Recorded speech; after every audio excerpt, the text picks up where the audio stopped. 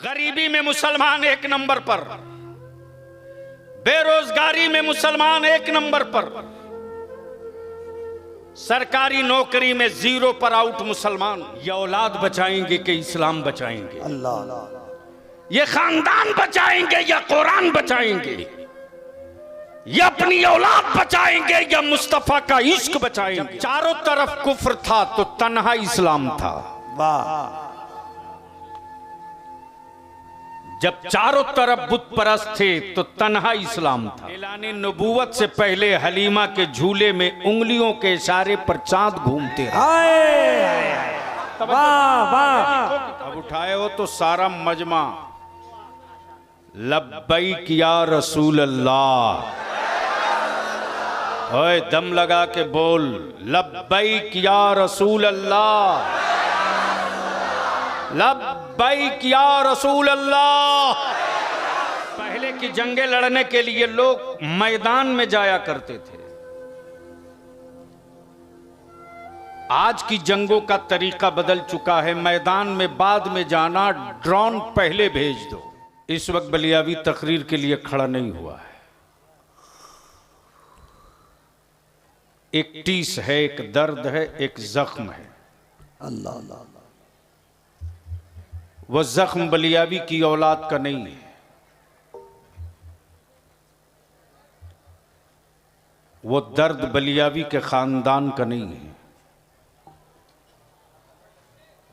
वो दर्द है हमारे भारत में अपनी नस्लों के जिंदा रहने का। वो दर्द है मुस्तफा जाने रहमत की मुल्क में शरीयत की आजादी का। सुभान अल्लाह। इसलिए कोई जरूरी नहीं कि 5 लाख के मजमे में बलियावी अपना दर्द शेयर करे। मुझे मालूम है कि सैलाब के पानी से खेती नहीं होती। क्या बात है। उसके लिए अस्थिर और साफ पानी चाहिए। मैं शुक्रगुजार हूं शायर इस्लाम जनाबे दिलबर शाही का, और इन्होंने जब बताया कि जवानों ने ठान लिया है तहरीक बेदारी का। वाह। तो मैंने कहा ठीक है, प्लीज बैठ जाइए ना, वो काम आपको करने नहीं आता, बैठ जाइए। ये मुमताज जमाल अंसारी आए जलाल तो लिख के देते। मुमताज जलाल अंसारी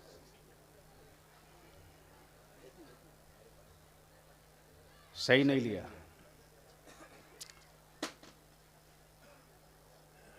और मैं इस उम्मीद नहीं, इस यकीन के साथ खड़ा हूं कि जलसा रोज करते हो और जलसा रोज सुनते हो। अब सुनने का वक्त नहीं, कुछ करने का वक्त आ चुका है। इसलिए जो लोग बलियावी की गुफ्तगू सुनने के लिए इकट्ठा हैं, अगर कुछ करने की हिम्मत है वो बैठ जाए,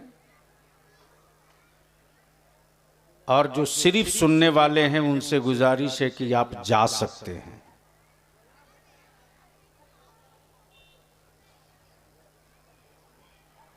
फिर जब शोरा इकराम की जमात आएगी तो आप चले आइएगा। लेकिन आज आपको सुनकर कुछ करने का इरादा हो तो हमें यकीन दिला दीजिए कि हम सिर्फ सुनने के लिए नहीं आए हैं, अब हम कुछ करने के लिए ठान लिए हैं। वाह वाह वाह वाह वाह वाह। तो कितने लोग ऐसे हैं जो कुछ करने का इरादा रखते हैं? उठाए रखिए माशाअल्लाह। इधर भी देख लो, उठाए रखो, उठाए रखो। देख लो किसी का बीच में हाफ नहीं ना उठा है। अब उठाए हो तो सारा मजमा लब्बैक या रसूल अल्लाह, ओए दम लगा के बोल, लब्बैक या रसूल अल्लाह, लब्बैक या रसूल अल्लाह, अल्लाहुम्मा लब्बैक या रसूल अल्लाह। बलियाबी की गुफ्तगू में कुछ कड़वा घोट भी होगा और कुछ ऊपर वालों के लिए भी होगा तो कुछ नीचे वालों के लिए भी होगा। जब खंजर निकलेगा तो रियायत किसी की नहीं करेगा।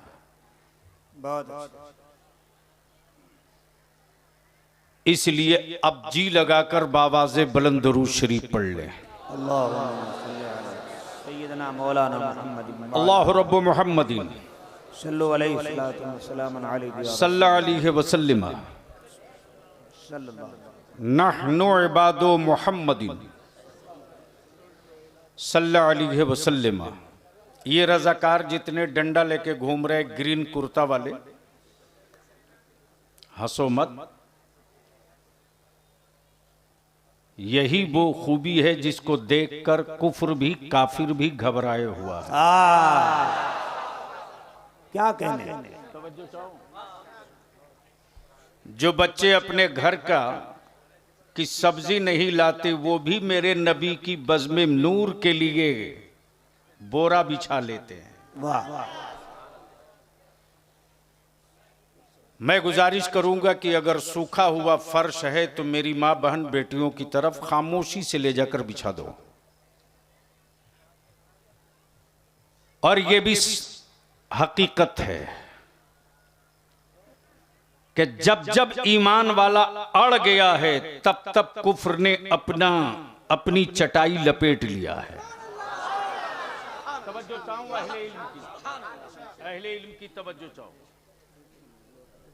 मौलाना जमाल मुअज़्ज़ज़ उलमा इकराम का एक लंबा नूरानी काफिला है। किनका नाम लूं, वो शेर कैसे है, और किनको छोड़ दूं। जो जर्रा जहां है वहीं आफताब है। अब आओ जरा जहन को करीब करो। इस वक्त पूरी दुनिया में डिजिटल जंग है।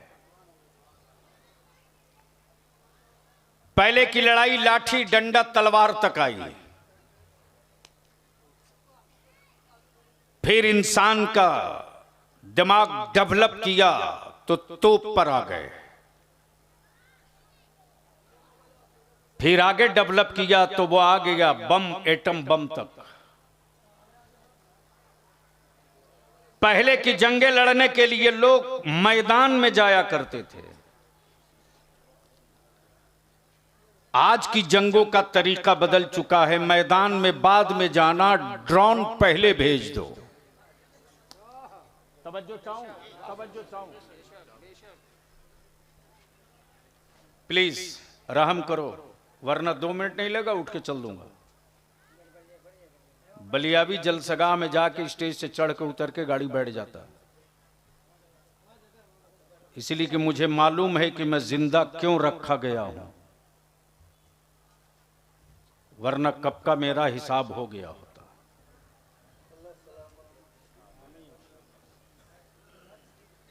इस वक्त पूरी दुनिया में डिजिटल जंग है, लेकिन अफसोस उन पर नहीं, अफसोस हमें अपनी कौम के लोगों पर है। अल्लाह अल्लाह। अब अहले इल्म की तवज्जो तारीख के इस पहलू की तरफ। जब चारों तरफ कुफ्र था तो तन्हा इस्लाम था। वाह। जब चारों तरफ बुत परस्त थे तो तन्हा इस्लाम था। और जब मक्के की वादी से रहमत आलम ने अल्लाह की वलूहियत का और अपनी नबूवत का ऐलान किया तो बगावतों का बिगुल बज गया। और जब बगावतों की चिंगारी निकली तो मेरे मुस्तफा ने समझौता नहीं किया। तवज्जो चाहूं, अगर बोल सकते हैं आप लोग तो बोलिएगा, समझ कर बोलिएगा। रहमत आलम ने समझौता नहीं किया, कबीले कुरैश का दबाव नहीं माना, बनु हाशिम की चटाई के फैसले को खारिज किया। हुक्मरानों ने सोचा कि खरीद लिया जाएगा। रहमत आलम ने मुस्कुराकर फरमाया, गलतफहमी के शिकार हो। बोली उसकी लगाई जाती है जिसका माल अपना ना हो, कीमत उसकी लगाई जाती है जिसका सामान अपना ना हो। देखना हो तो नहीं देख लिए। ऐलाने नबूवत से पहले हलीमा के झूले में उंगलियों के इशारे पर चांद घूमते रहे। तवज्जो चाहो माशाअल्लाह जमाल साहब। ऐलाने नबूवत से पहले आका की उंगुश्ते पाक के इशारों पर चांद घूमते रहा। मरी हुई बेजान औलाद ने रहमत आलम के तलवे पाक के धोवन गुसाले से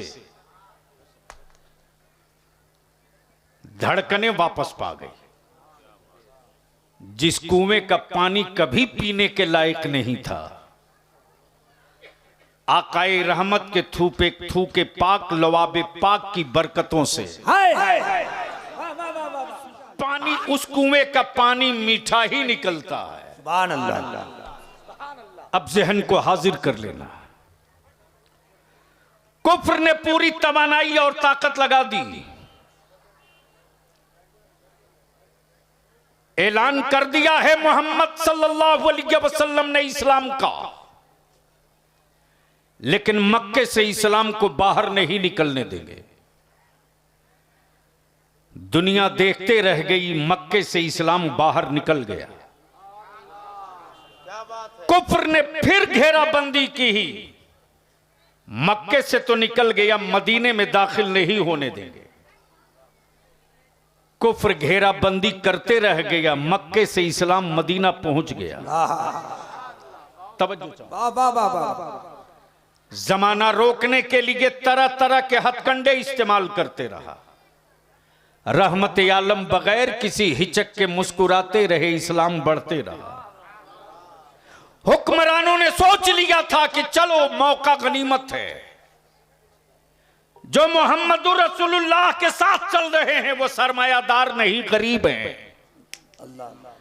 वो जागीरदार नहीं गरीब हैं, वो खजूरों के बाग के मालिक नहीं गरीब हैं।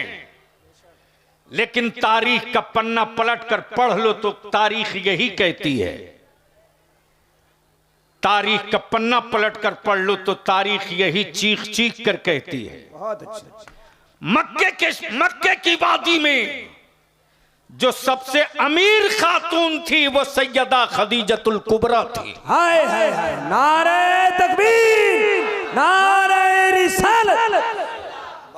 सैयदा खदीजतुल कुबरा ने मुस्कुरा कर कहा है, रहमत आलम के निकाह में आने के बाद एक कौनैन के आका आप कभी भी पलट कर नहीं देखेंगे कि आपके साथ चलने वाले गरीब हैं। खदीजतुल कुबरा की जितनी दौलत है अल्लाह के महबूब पर कुर्बान है, अल्लाह के हबीब पर कुर्बान है। अब बलियाबी यहां रुक करके अर्ज करना चाहता है, बलियाबी यहां रुक कर एक बात अर्ज करना चाहता है, बल्कि आपको दिखाना चाहता है। बहुत अच्छा। उलमा इकराम की दुआओं के साथ तवज्जो। अमेरिका सुपर पावर है, राह करे।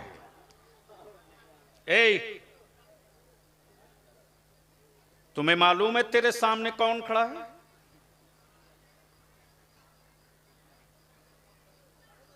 बड़े बड़े ब्रिगेडियर की औकात नहीं जो इस कादरी फकीर के गुलाम से आंख मिला ले। बेशक बेशक बेशक। अगर मुसलमान का बच्चा है तो टोपी पहन,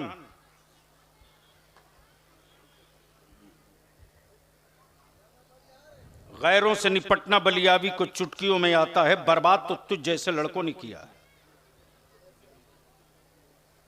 मैं क्या कह रहा था, किसी को याद है?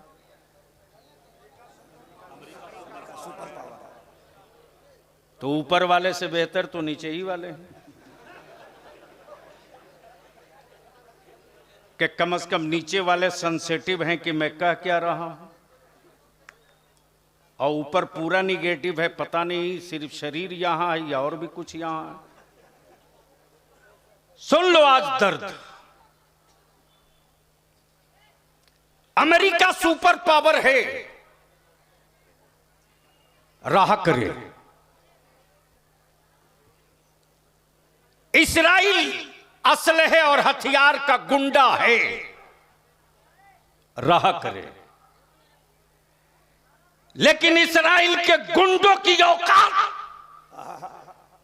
फलस्तीन के ईमान वाले के कम उम्र बच्चों ने बता दिया है। वाह वाह वाह। और यह समझा दिया है कुफ्र की हवेली में रहने वाले फिरौन की औलादों को कि तुम जिसे मौत का असलहा समझते हो, मुस्तफा का आशिक उसे सिर्फ खिलौना समझता है। नारे तकबीर, जरा बुलंद आवाज से नारे तकबीर, नारे रिसालत। इसलिए कि हाथ पैर कटने टूटने का दर्द उसको होता है जिसका कोई आशिक नहीं होता। तवज्जो चाहो, जिसका कोई आशिक नहीं होता।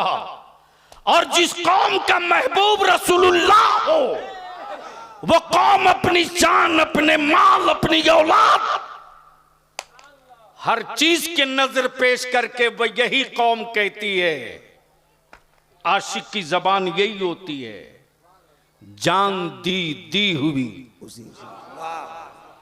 उसी की थी। हक तो ये है कि हक अदा न हो। अब ज़हन करीब कर लो, लग गई पूरी लॉबी, बड़े बड़े हुक्मरान और बादशाह इस धरती पर हैं, लेकिन कोई एक बादशाह बता दे जिसके नाम पर किसी मुल्क के लोग अपने सर को हथेली पे लेके निकलते हो। जी नहीं, बहुत अच्छा।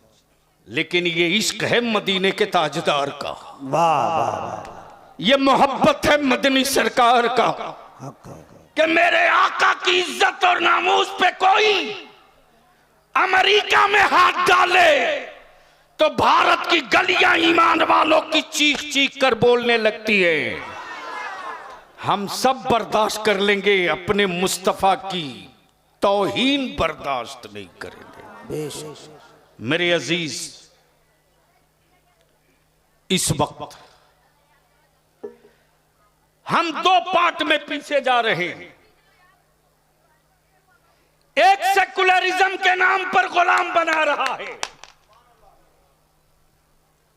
और एक कम्युनलिज्म का डंडा चला रहा है, और इन दोनों से निपटने के लिए मुस्तफा के गुलामों को खड़ा होना पड़ेगा। मेरे अजीज, इस वक्त पूरा ग्लोबल में बैठ करके टारगेट किया जा रहा, गरीबी में मुसलमान एक नंबर पर, बेरोजगारी में मुसलमान एक नंबर पर, सरकारी नौकरी में 0 पर आउट मुसलमान, सत्ता में हिस्सेदारी के नाम पर मुसलमान 0 पर आउट, गरीबी इनके घर, मजबूरी इनके घर। ये औलाद बचाएंगे कि इस्लाम बचाएंगे? अल्लाह। ये खानदान बचाएंगे या कुरान बचाएंगे? ये अपनी औलाद बचाएंगे या मुस्तफा का इश्क बचाएंगे? बलियाबी कहता, अक्ल के टूवरों, कुफ्र की हवेली में जश्न मत मनाओ। जब उतरे थे बदर में तो तेरे बाप दादा ने यही कहा था। जब उतरे थे ओहद में तो तेरे खानदान वालों ने यही कहा था कि मोहम्मद अरबी के गुलामों, तुम भूखे हो खानदान बचाओगे कि मुनबी का इश्क बचाओगे? तुम इस्लाम बचाओगे या रसूल की मोहब्बत बचाओगे? तुम अपनी औलाद बचाओगे, मुल्क बचाओगे, जायदाद बचाओगे, या अपने रसूल की मोहब्बत इज्जत बचाओगे? बद्र में उतरने वालों ने कहा, अकल के टुअरो, फौजियों से लड़ोगे तो जीत जाओगे, आशिकों से टकराओगे तो हार तेरा मुकद्दर बनेगा। वाह वाह वाह वाह। अब बलिया भी कहता है, कुफ्र में कहां इतना दम,